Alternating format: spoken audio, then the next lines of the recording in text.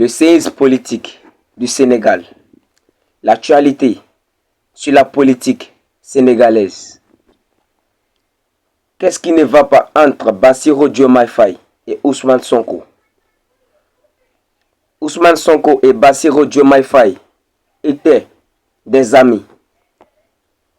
Ousmane Sonko était l'opposant de l'ancien président Macky Sall.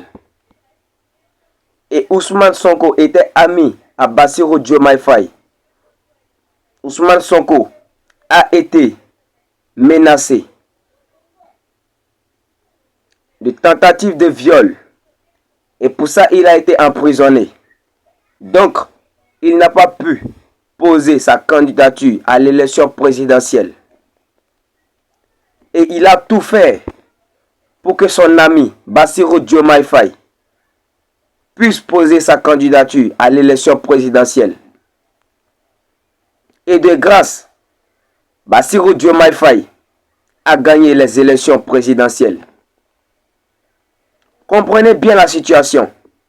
Il était une fois, Bassirou Diomaye Faye l'a dit dans l'un de ses discours. Il a affirmé que il n'a pas, pendant 10 ans, il n'a pas pu rendre Ousmane Sonko Premier ministre. Mais dans un mois, Ousmane Sonko l'a rendu président de la République du Sénégal.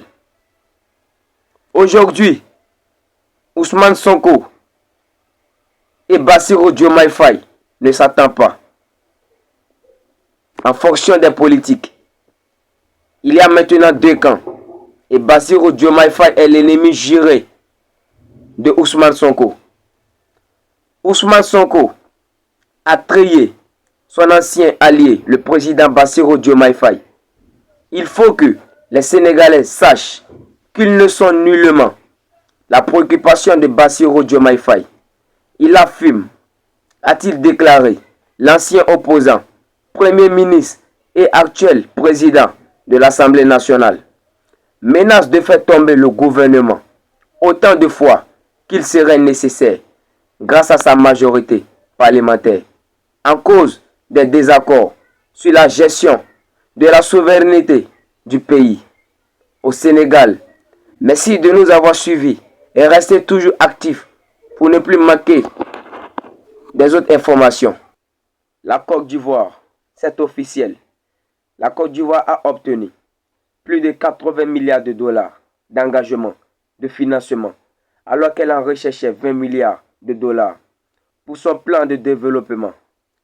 Selon le gouvernement ivoirien, les partenaires internationaux se sont engagés à mobiliser plus de 80 milliards de dollars pour soutenir le plan national du développement 2026-2030, 4 fois le montant initialement recherché.